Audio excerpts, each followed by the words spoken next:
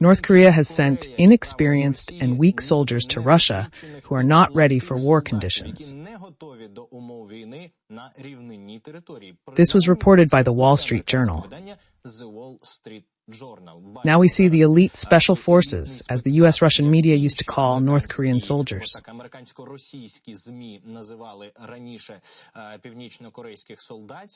In the West, this is an elite special forces unit. The special forces may look different, in my opinion, but according to the Wall Street Journal, according to this and other videos, as well as intelligence data, they are all men under the age of 20, and they are in the early stages of military service. They appear short and thin, suggesting possible malnutrition in North Korea, particularly among its special operations forces, according to previous media reports. But these soldiers were trained to kill and destroy infrastructure in any case, and this was supposed to happen within the framework of their biography in the mountainous regions of Korea, both south and north.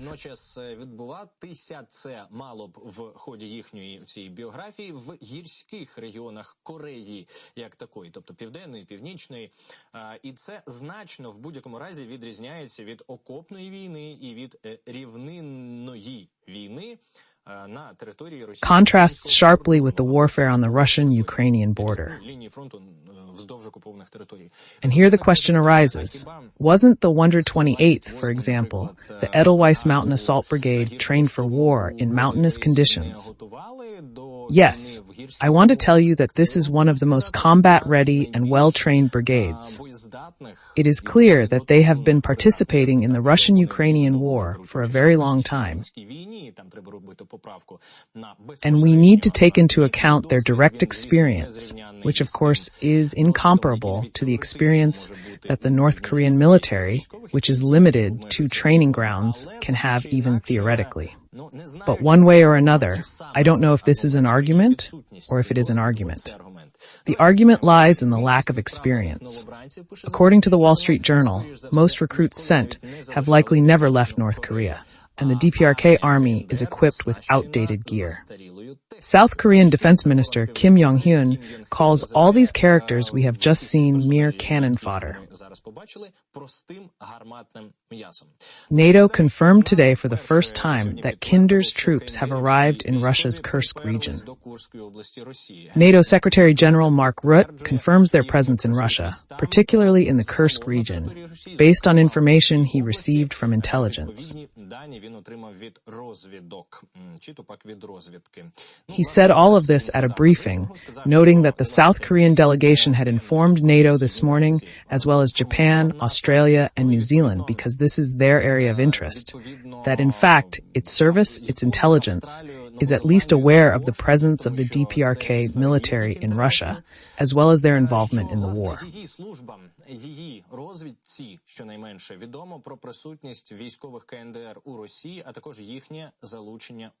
Let's hear the NATO Secretary General speak directly.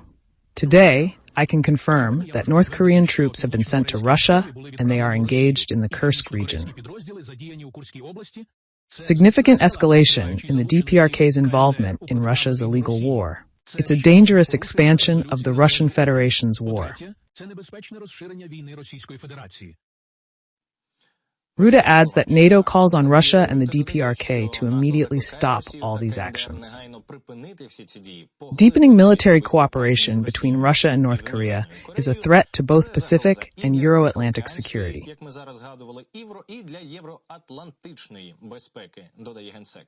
He says that before it started sending its military to Russia, and possibly to the temporarily occupied territory of Ukraine, I add, the DPRK supplied Russia with ammunition and ballistic missiles.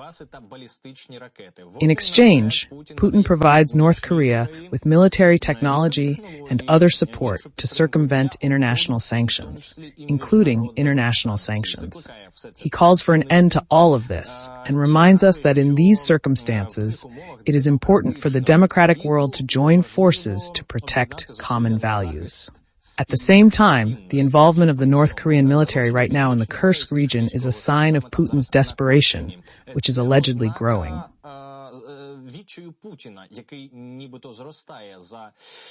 I love all this talk about how Putin will die tomorrow.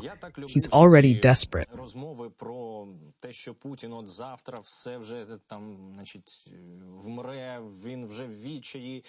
But we've been through all this many times, so it seems to me that Rutte may be wishful thinking here. Is it desperation or unwillingness to involve so much cannon fodder in this war?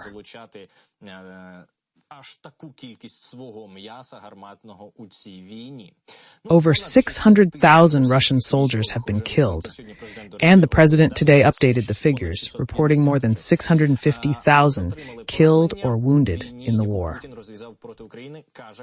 He cannot sustain an offensive against Ukraine without foreign support.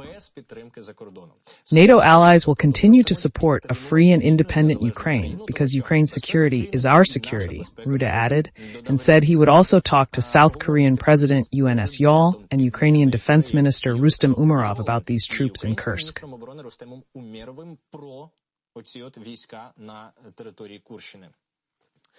Meanwhile, Trump has finally presented his plan for Ukraine, and let's not call it a victory plan, because it does not include victory.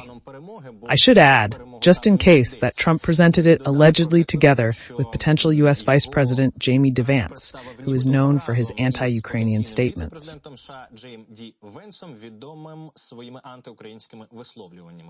The Financial Times is currently writing about all this. The plan allegedly provides for the freezing of the conflict with the creation of autonomous regions and the militarized zone, and European troops should monitor compliance with the agreement. Can you imagine what European troops are like? If Israeli troops drove UN peacekeepers out of several strongholds at once, they were thrown at them with anything.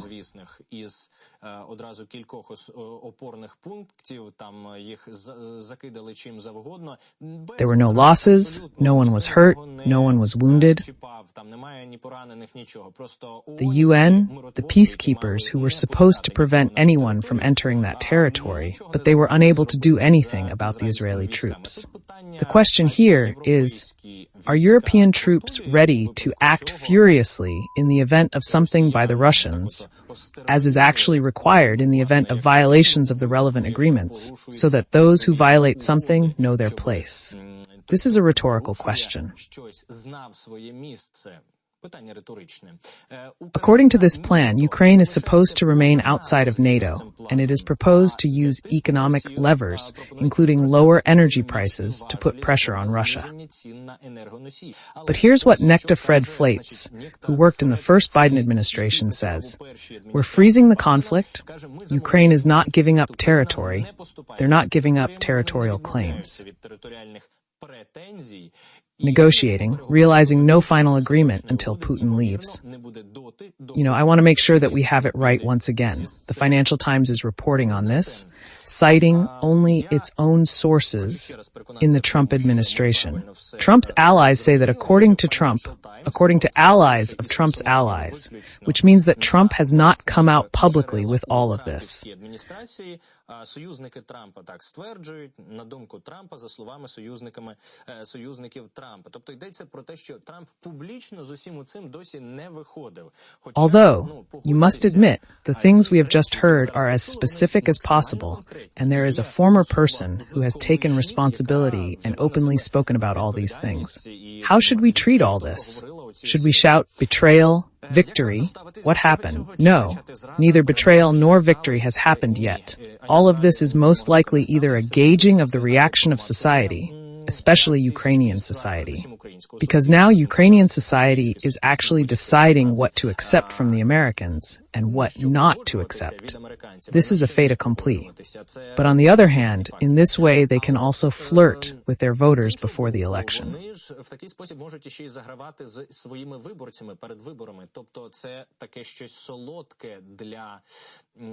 Для вуха виборця американського, розумієте? Тобто проблема не тільки і не стільки там в Дівенсі, який That is, it is something sweet to the ear of the American voter. You see, the problem is not only and not so much in Vance, who says openly anti-Ukrainian things, or in Trump, who is neither here nor there. The problem is that all of this does not cause allergies among ordinary Americans. On the contrary, it can even be admired. And this is the problem. That is why we need to work with American voters as much as possible. That's why we need to go out to demonstrations all the time. There are 1 million of us in the United States, friends. There are almost 8 million of us already on YouTube channel 24. So I ask you to share this video as much as possible to the West. As for whether Trump will become president, I would like to remind you that the national ratings of U.S. presidential candidates, Kamala Harris and Donald Trump, actually equalized less than 2 weeks before the election. I'm talking about the numbers right now. 48% for him and 48% for her. In the poll, just 2 weeks ago, it was more and more in favor of Kamala Harris. 49% versus 46%. That's it. This is a survey by the New York Times and Siena College. All of these recent dynamics are not encouraging for Kamala Harris. As in the last election, the Democratic candidate was also ahead of her rival in national polls, even when she eventually lost the election. This is the situation in the United States, and the situation in Ukraine largely depends on it. A spy was kidnapped in Donetsk region. The SBU detained an FSB agent who was spying on the defenders of Pokrovsk under the guise of an alleged UN volunteer, the security service reports.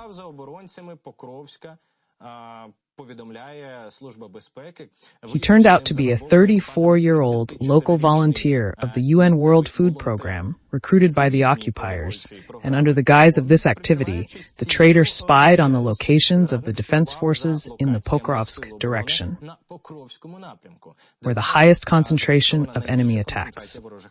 You are now seeing a message on your screens. The agent's task was to identify Ukrainian infantry near the center. The defendant traveled around the district centers and nearby settlements under the guise of delivering humanitarian aid to local residents. The data he received, he transmitted via messengers to his Russian supervisor, who is an FSB officer. And his identity, by the way, has also been established by our counterintelligence. And the Russians used all this information for what? To plan new attacks on Pokrovsk using both guided bombs and even FPV drones. So he was the one with the eyes on the battlefield.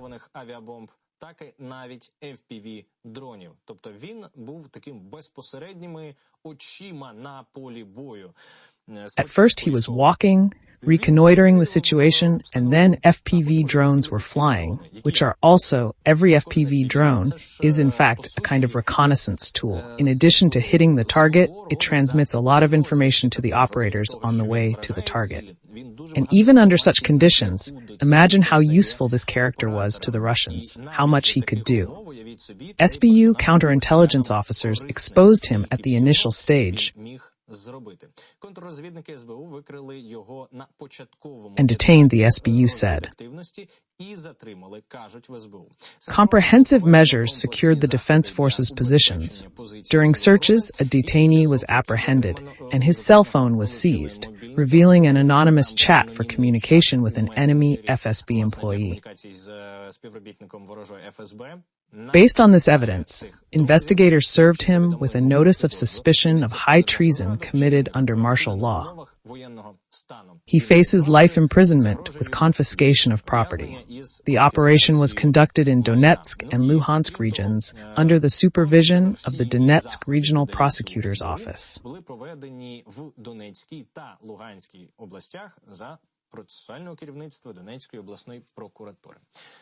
A new move by Russian propaganda.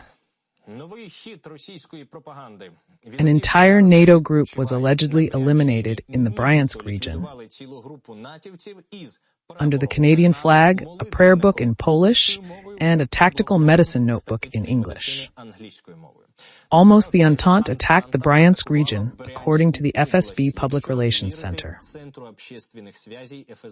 Everyone always trusts only the FSB Public Relations Center, and even in Russia, there is a very high level of trust in the FSB.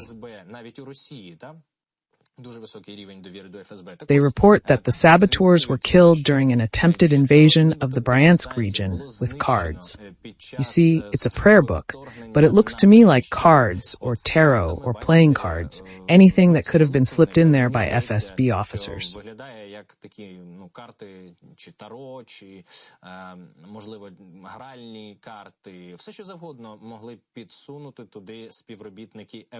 To be honest, I was preparing this news literally an hour before the broadcast. I hadn't seen the footage that was shown to us yet, and I was frankly very angry, because how can you tell us this, but not show us anything? But no. They were still able to quickly find the artifacts and demonstrate to us all that 100% of these Poles Canadians, you see, I'm getting confused. There was an international conglomerate invading the Bryansk region, and actually by the employees of this FSB border guard department in Bryansk, together with units of the valiant Russian armed forces, of course.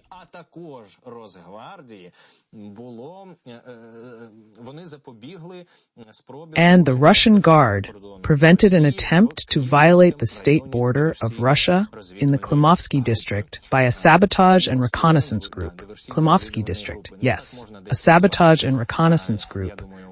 Well, you can call it that.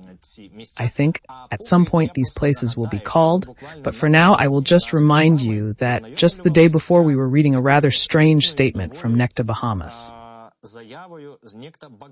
Colleagues, we can show you what I see on my screens now, and I will remind our viewers that the day before, on October 27th, in the area of the uninhabited village of Manev, a non-residential settlement, there was this attempt to suppress it. Everyone was put down, as he says, and now the situation is very stable and under full control. That is, they waited for a day to put all these tarot cards or whatever. A prayer book in Polish is required.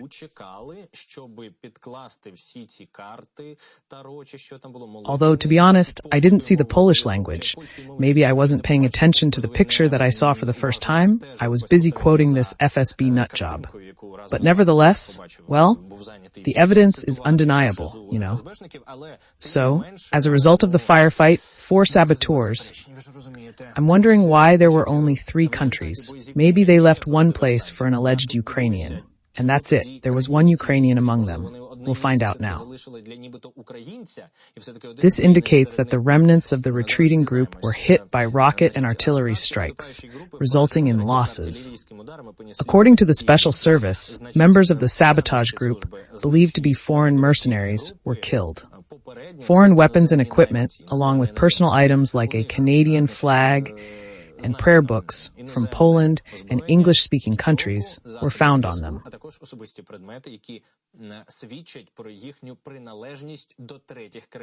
It's not clear here. Notebooks with notes on tactical training. In addition, and this is very important, this is my favorite moment. One of the dead had a tattoo of the 2nd Battalion of the 75th Ranger Regiment of the U.S. Army's Special Forces Parachute Reconnaissance Regiment. These are the people who attack Russia, and for some reason, Russia has not yet launched a nuclear strike against America, expressed a note of protest. For some reason, they don't do this, although they keep promising. Red lines are drawn, and the special operation is going according to plan. But the American parachutes reached the Klimov district.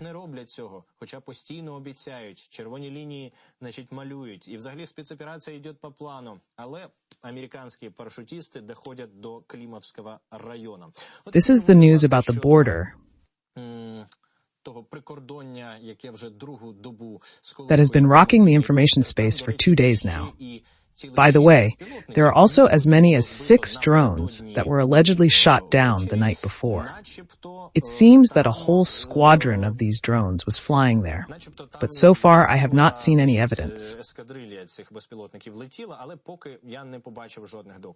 Large-scale protests against election fraud and results begin in Georgia, with a rally of opposition supporters who disagree with the results of what they call the 2024 parliamentary elections. Now we'll show footage of protesters blocking Rustaveli Avenue, the central avenue in Tbilisi. This scene is familiar from many impactful rallies in Georgia, although some, like the protests against the foreign agents law, did not succeed and risk turning Georgia into a vassal state of Russia. And in the end, all of this did not yield any result. But the day before, the president of Georgia, Saloma Zurabishvili, announced that today at 19 local time, people should gather in the center of Tbilisi. We can see people gathering. This is not the final picture yet. As far as I understand, there are actually many more people who want to demonstrate.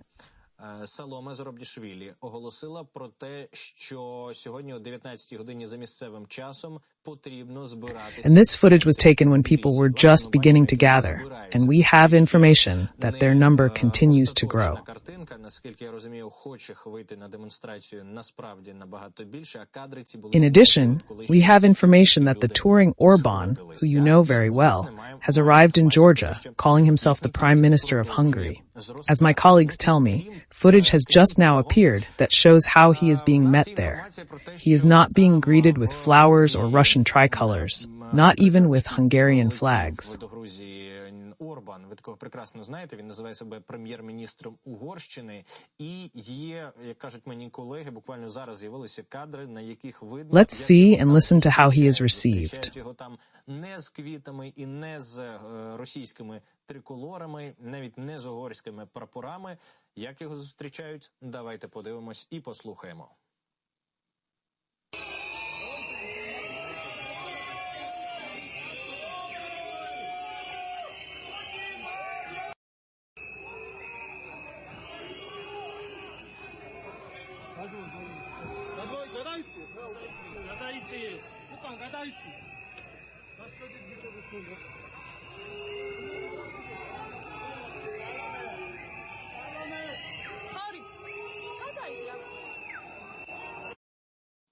Ну, власне, як відомо, грузини чудово знають. As you know, Georgians are well aware of who Orban is, who Vladimir Putin is, and we have now heard all these characteristics, all these words. I apologize if someone's children have heard these words among other things, but on the other hand, Georgia was in such a bad state politically that watching all this from Ukraine now is just like honey. I think. Спостерігати зараз з України, це просто як мед, мені здається. Тому що дійсно це демонстрація адекватності, це демонстрація єдності з європейськими цінностями. Як каже наш Because this is really a demonstration of adequacy, a demonstration of unity with European values, as our regular guest Jela Vasadze says, summarizing absolutely any news about Georgia, about Russia, anything, ultimately, all hope is only for Ukraine. Glory to the armed forces and glory to Ukraine. This is how they now perceive the war that Ukraine is waging against Russia, forced to wage. And this is also how they perceive those who flirt with Russia and fly there on tour.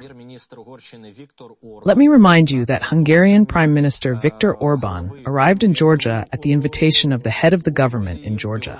He was greeted by Deputy Prime Minister Levan Davitashvili, who is a subordinate of oligarch Bidzina Ivanishvili, a Russian oligarch of Georgian origin who controls both the government and many of the power structures in Georgia. багато структур владних у Грузії. Так от, він має безпосередньо з прем'єром Грузії Кобахідзе He is to meet directly with Georgian Prime Minister Kobakhidze, and both will make statements to the media. At the same time, according to Echo of the Caucasus, a meeting of the Georgian opposition with the ambassadors of Western countries is taking place right now in a hotel in Tbilisi. This reminds me of something very, very much. Only who is Orban? Дуже і дуже нагадує. Тільки Орбан – це хто? Це Сурков, який прилітав до Києва, чи Was it Surkov who flew to Kyiv? Or Orban? Who else did they try to sneak in? Yeah, I don't think there was anyone else. No one wanted to go to the anti-Maidan and still serve Yanukovych, if I remember correctly, during the Revolution of Dignity. Actually, here you see, he arrived, he came, and he's still on the pretense that he represents the European Union. Because now Hungary is presiding over the European Union.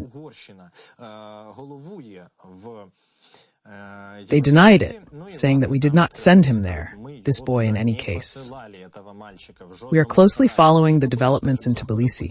I hope that Georgia will really embark on a pro-European path, that it will return to the pro-European, pro-Euro-Atlantic path.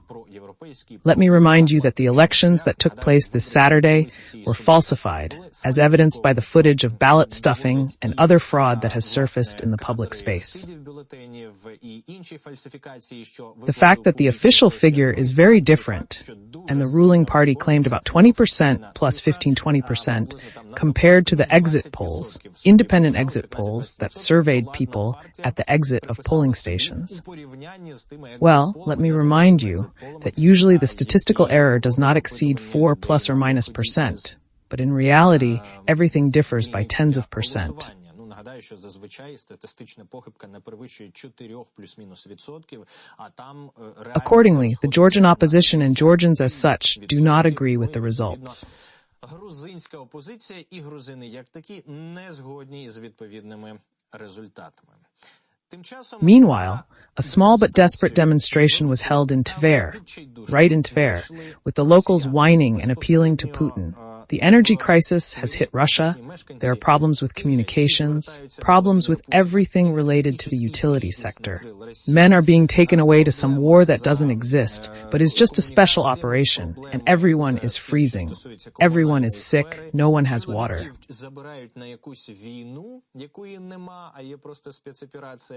In short, listen to what they say, and it is important how they address Putin.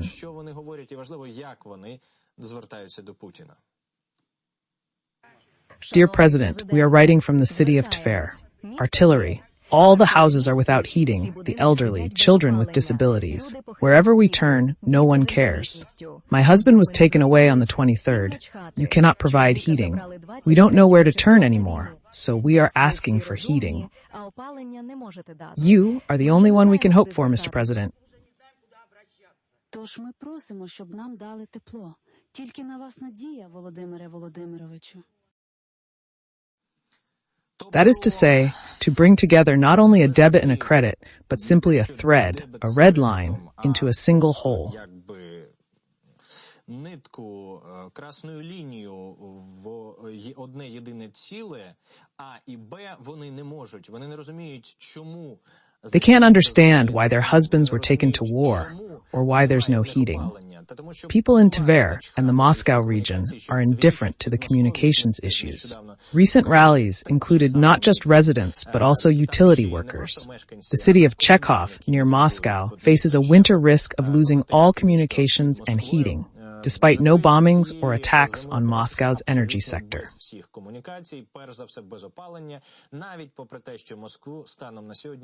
And this is not excluded, because they have just started talking on Russian propaganda broadcasts about how they really want to leave Ukrainians without electricity this winter. And not only do they talk about it, but unfortunately, they also prove it with their, so to speak, dirty deeds. No, not so to speak, but really dirty. This morning, a Russian Shahed flew critically close to one of the power units of the Khmelnytsky nuclear power plant. This was announced by the operator of Ukrainian nuclear power plants, Energoatom. They say that Russian troops are continuing continuing and even intensifying energy terror, in particular at Ukrainian nuclear power plants. They create new risks for the safe operation of nuclear facilities.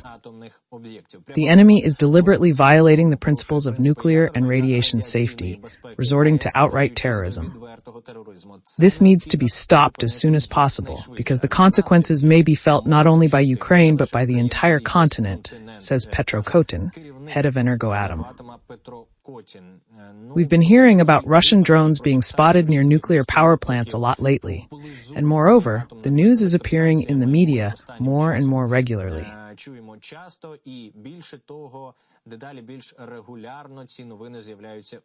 This may indicate Russia's preparations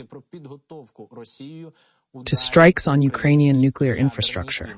A few weeks ago, in September, we were informed about a similar drone flight near Rivne NPP, but we hear about what is happening at Zaporizhzhia NPP, for example, almost every day. Now, Khmelnytsky, we have 3 nuclear power plants in total. Rivne NPP, South Ukraine NPP, which also had news and reports just 2 days ago, and Khmelnytsky NPP.